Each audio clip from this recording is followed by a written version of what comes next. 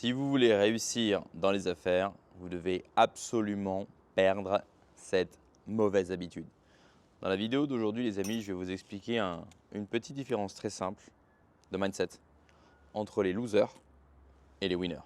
Et cette différence, quand vous allez comprendre ça, va vous permettre de vous débarrasser de toute une série de mauvaises influences dans votre vie et de démultiplier votre productivité parce que vous aurez plus de temps et aussi parce que vous serez moins parasité par toute une série d'imbéciles, toute une série de losers qui vous font perdre votre énergie, votre enthousiasme et qui vous contaminent avec toute une série de pensées toxiques. Une des différences que j'ai remarqué entre les losers et les winners, et c'est quelque chose que ça fait un moment que j'y pense, hein, que je médite cette différence-là, c'est que le winner se concentre sur lui-même. C'est quelqu'un qui n'a pas de temps à perdre à aller chercher les gossips, chercher les commérages, qu'est-ce qu'un tel ou un tel ou un tel est en train de faire. C'est quelqu'un qui est tellement focus sur lui-même, qui est tellement en train de bosser, qui est tellement en train de cravacher, que déjà il n'a pas le temps d'aller chercher à voir ce que font les autres ici ou là, d'une part. Et d'autre part, il n'en a pas l'envie, c'est pas dans son mindset, il s'en fout de ce que font les autres. Alors que ce que j'ai remarqué chez les perdants, chez les gens toxiques, les gens qui n'ont pas de succès dans la vie, c'est qu'ils vivent par procuration. Mais quand je vous dis ils vivent par procuration, c'est pas par procuration genre ils vont regarder des stars, ils vont s'imaginer avoir une belle vie. Ils font ça bien évidemment, mais s'il y a quelque chose d'autre qu'ils aiment particulièrement faire, c'est vivre par procuration mais par hating en fait. En fait, il faut comprendre que ce sont des gens qui n'ont pas de relation, qui n'ont pas d'amis, qui n'ont pas de vie, qui n'ont rien à faire en fait dans leur vie et qui par conséquent vont chercher à justement avoir ce sentiment d'appartenance à un groupe. Et quelle meilleure façon d'avoir un sentiment d'appartenance que de hater un groupe? Parce que vous savez, il est beaucoup plus facile de se mettre d'accord sur quelque chose que l'on n'aime pas, plutôt que sur quelque chose qu'on aime. Surtout comme ce sont des gens qui sont toxiques, ben dès qu'ils vont commencer à être dans le positif, c'est-à-dire à chercher à aimer quelque chose, à apprécier quelque chose, il y aura toujours quelqu'un pour dire non, moi j'aime pas ça. Alors que c'est beaucoup plus facile de trouver une cible qu'on va hater en commun. Donc le fait d'aller hater quelqu'un, le fait d'aller détester quelqu'un, le fait d'aller dénigrer des gens, ça va leur permettre d'avoir ce sentiment d'appartenance à un groupe. Des fois, c'est uniquement virtuel, simplement le fait d'aller sur des chaînes YouTube, etc., de hater en groupe. Moi, c'est quelque chose que je n'ai pas encore sur ma chaîne YouTube parce que je suis encore petit. Mais j'ai aucun doute que quand je vais commencer à grossir, il va commencer à y avoir des groupes de haters qui vont commencer à venir les uns après les autres pour hater. Donc vous allez vraiment remarquer ça. Vous allez remarquer que le hater, le jaloux, le perdant, le loser, euh, va toujours chercher à fourrer son nez partout. Alors que le winner se concentre sur lui-même, ne regarde pas ce que font les autres, ou alors regarde pour s'inspirer. Mais très souvent, en fait, il n'a juste pas le temps. Parce qu'encore une fois, question de mindset, il n'est pas en train d'hater, il n'est pas en train de… En fait, quand il voit quelqu'un d'autre faire quelque chose, il n'a pas cette boule au ventre qui lui dit attends, il faut absolument que j'intervienne, il faut absolument que j'aille le salir. Il n'a pas cette boule au ventre là, donc c'est vraiment une question de psychologie, mais même il n'a pas le temps. Moi, j'ai vraiment remarqué qu'en fonction des milieux dans lesquels vous allez évoluer, les villes dans lesquelles vous allez vivre, les pays dans lesquels vous allez vivre, on parle souvent d'expatriation sur cette chaîne, vous allez vraiment voir cette différence de mindset. Il y a des endroits où vous êtes en train de monter les trucs, vous êtes en train de faire les trucs, la réaction des gens, ça va ou bien être, ça les intéresse, parce qu'ils sont dans le networking, ils vont se demander okay, qu'est-ce que vous êtes en train de faire. Est-ce que peut-être qu'ils peuvent vous ajouter à leur réseau, est-ce qu'ils peuvent eux-mêmes participer à ce que vous êtes en train de faire. Ils vont être intéressés à savoir ce que vous faites pour rentrer dedans ou pour qu'il y ait un échange. D'accord? Ou bien, ils vont tout simplement vous laisser faire votre truc de votre côté. Ils vont vous laisser faire votre vidéo par exemple, ou je sais pas moi, quel que soit ce que vous êtes en train de faire, quelque chose que vous êtes en train de monter, que ce soit dans des rencontres physiques ou que ce soit dans des rencontres sur internet, ils vont vous laisser faire votre truc. Ça, c'est le premier mindset. Et généralement, les endroits que vous allez voir comme ça, c'est souvent des grandes villes, des hubs internationaux. D'accord? C'est des endroits où il y a de l'action, où les gens font des choses. Vous allez à la Silicon Valley, vous allez à Miami, vous allez à Dubaï, vous allez dans des grandes villes comme ça. Généralement, les gens se sont occupés, ils en ont rien à foutre de ce que vous faites, eux-mêmes ils sont dans leur truc. D'accord? Alors que dans les endroits où le mindset est beaucoup plus petit, vous allez trouver l'inverse en fait.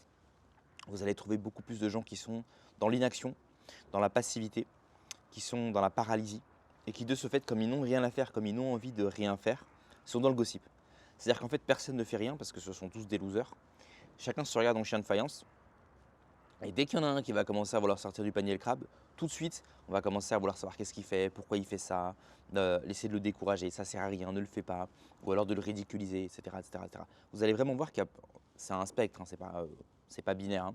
Mais en fonction des endroits que vous allez visiter, ou des milieux, hein, ça peut être dans la même ville, vous allez effectivement vous rendre compte de cette différence de mindset. Dites-moi en commentaire si vous avez des gens dans votre famille, dans votre réseau, dans vos amis, vous avez remarqué cette différence d'état d'esprit, cette différence de réaction, savoir que quand vous allez lancer un truc, il y a des gens directement qui savent même pas ce que vous êtes en train de faire, mais la première réaction, ça va être franchement, félicitations, lance-toi, tu as tout mon soutien, et après ils passent à autre chose. Ou alors, vous avez des gens justement qui, en fait, ce sont des parasites, ce sont des leeches, comme on dit en anglais. Ça veut dire que dès qu'ils vont pouvoir lancer un truc, ils vont vouloir aller dedans, ils vont vouloir savoir ce que vous faites, ils vont vouloir en fait fourrer leur nez partout. Ça, c'est vraiment caractéristique des perdants, quoi. Ils veulent foutre leur nez partout, et c'est pas pour s'inspirer, c'est pas pour améliorer, c'est pas pour aider, c'est pas pour soutenir, c'est pas pour networker. Ils veulent foutre leur nez parce qu'ils se disent tiens, il y a un mec qui est en train de faire un truc, il va y avoir une occasion de se taper une barre là. Il va y avoir une occasion de rire de ce mec là. Il va y avoir une occasion de choper une histoire que je vais pouvoir aller raconter avec mes potes après au bar ou au bar virtuel, c'est-à-dire dans des lives. Généralement, il y a, toute une sphère sur internet de créateurs de contenu qui sont spécialisés dans le hating, hein. Et généralement, c'est des gens qui vont beaucoup aimer aussi, ça c'est quelque chose que j'ai remarqué depuis très longtemps, depuis que j'étais jeune. Plus les gens spamment des smileys rires, donc des smileys qui rigolent, des emojis, tearjoy emoji, là, etc., plus ça veut dire qu'ils sont dans l'insécurité. Et il y a un gourou, un coach américain qui dit ça. Ça, par contre, je l'ai appris récemment et ça m'a vraiment fait écho parce que c'est vraiment quelque chose que je pensais. Le fait de sourire et de rire et de rigoler, en fait, est un mécanisme de coping pour cacher une insécurité. Et c'est pourquoi, quand vous allez vouloir lancer quelque chose, vous allez toujours vous rendre compte que les losers vont rire, en fait.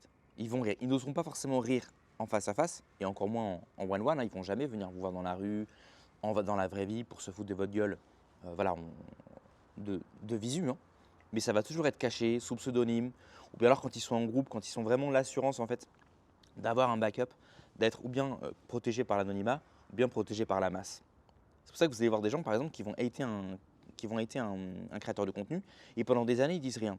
Mais le jour où il y a un scandale, le jour où il se passe quelque chose, le jour où ils voient que le créateur de contenu commence à être affaibli par un scandale, quoi que ce soit, que le scandale soit justifié ou pas, vous allez voir tous ces cloportes, tous ces cafards se réveiller et se mettre en groupe pour hater. Pourtant, c'est bizarre, on les avait jamais entendus avant. On les avait jamais entendus rager, on les avait jamais entendus commenter, on les avait jamais entendus pointer le bout de leur nez. Mais simplement là, ils voient que le gars est en train de commencer dans une position de faiblesse et comme des rats, comme des asticots, comme des vers de terre, ils vont venir pour grailler le cadavre. C'est caractéristique. Alors, que faire de cette information, les amis? Première chose, conscientiser la chose. Est-ce que vous faites partie de ceux qui ont cette réaction-là? Est-ce que quand vous voyez quelqu'un qui veut démarrer, quand vous voyez quelqu'un qui est en train de builder, quand vous voyez quelqu'un qui est en train de construire, quand vous voyez quelqu'un qui est en train de décoller ou qui essaie de décoller, qui est encore en bas, est-ce que vous avez ce réflexe, comme le crabe, de le prendre et de le tirer vers le bas? Si vous avez ce réflexe, c'est que vous êtes dans des niveaux vibratoires très faibles, les amis. C'est très important de travailler sur vous et de complètement couper les ponts avec ce type d'habitude. C'est ultra toxique pour l'autre, évidemment, mais aussi pour vous. La deuxième chose qu'il va falloir faire si vous vous catchez en train d'avoir ce type d'habitude, c'est de vous demander mais pourquoi est-ce que j'ai ce réflexe-là? Pourquoi quand je vois quelqu'un qui est en train de monter, j'ai envie de le faire descendre? Quelle est l'insécurité que j'ai en moi? D'où vient cette jalousie? D'où vient cette haine? D'où vient cette envie en fait d'aller descendre l'autre? D'où vient ce plaisir que j'ai à voir l'autre se ramasser la gueule? Pourquoi j'ai envie de le voir se ramasser? Pourquoi j'ai pas envie de le voir réussir? Est-ce que c'est parce que j'ai peur qu'il réussisse et que moi je sois bloqué? Est-ce que c'est parce que j'ai subi des échecs et que je n'entends pas qu'une autre personne puisse réussir? Est-ce que c'est parce que j'ai vu par mirroring, par mimétisme, est-ce que j'ai vu d'autres gens faire ça? Et pour me sentir d'appartenir au groupe, parce que j'ai peur d'être marginalisé, parce que j'ai peur de me détacher du groupe, parce que je suis dans un mécanisme de survie, est-ce que j'ai envie d'imiter le groupe? Justement en faisant ça, réfléchissez et sortez au plus vite de ce type d'habitude. Non seulement ça va être quelque chose d'extrêmement positif pour votre mindset, mais ça va aussi vous permettre de gagner un temps fou. Parce que vous n'imaginez pas le temps qui est perdu à rentrer dans des rabbit holes. Vous êtes sur YouTube par exemple, vous regardez un mec, vous regardez qu'il y a un mec qui est un peu dans la pagaille. Vous voyez qu'il y a des commentaires, des créateurs de contenu spécialisés dans la hate qui vont commencer à reprendre ses vidéos, qui vont commencer à hater, qui vont commencer à se foutre de sa gueule, à faire des montages, etc. Et vous regardez une vidéo, et deux vidéos, et trois vidéos. Et c'est de la dopamine cheap parce que vous êtes caché derrière votre pseudonyme, vous êtes caché derrière les commentaires, vous mettez des smileys rires, ça vous rassure, vous vous dites ah bah voilà, lui il a essayé de faire quelque chose, il s'est cassé la gueule. Donc moi je fais rien de ma vie, je suis un nul, mais au moins je ne suis pas dans sa position, au moins je ne suis pas, on n'est pas en train de m'humilier sur internet comme lui, donc ça vous valide dans votre inaction, donc ça vous valide dans votre situation de loser. Donc il y a tous ces mécanismes en fait de lose en fait, qui sont des mécanismes de coping, hein, qui sont là pour en fait rassurer, conforter le loser dans sa position de perdant. D'accord? Et c'est important parce que la majorité de l'humanité est composée de perdants, c'est comme ça, c'est la loi des 80-20. Et ces gens ont besoin en fait d'être rassurés. Et c'est pourquoi ils vont utiliser ces mécanismes-là. Ces mécanismes sont aussi utiles pour les winners, ceux qui sont établis, ceux qui ne sont pas en train d'essayer de monter mais qui sont déjà en haut, parce que du coup ça décourage de potentiels concurrents qui voudraient aussi se hisser, mais qui ne vont pas se hisser parce qu'ils sont encore en bas et ils ont peur que leurs semblables se moquent d'eux, les humilient. Et donc, du coup, il y a moins de gens qui essaient de se hisser. Et donc, ceux qui sont en haut peuvent conserver leur position. Donc, en fait, c'est bénéfique pour le statu quo. C'est bénéfique pour ceux qui sont en haut et qui sont déjà installés. C'est bénéfique pour ceux qui sont en bas et qui n'ont pas envie de prendre de risques, qui n'ont pas envie d'essayer, qui ont envie de rester dans la loose. Les seules personnes pour lesquelles ce type de mindset n'est pas bénéfique, c'est ceux qui veulent monter. C'est ceux qui veulent s'améliorer. Ceux qui veulent avancer. Et je dirais même, c'est ceux qui veulent aider. Parce qu'il n'y a rien de pire que d'essayer d'aider un loser qui ne veut pas s'aider lui-même. Soit dit en passant, je vous ai déjà dit de ne pas parler de vos idées de business à vos amis. C'est autre chose qu'il ne faut jamais faire, c'est essayer d'aider un loser, essayer d'aider un perdant. Parce que le perdant, généralement, a beaucoup d'ego et il n'a absolument pas envie qu'on l'aide.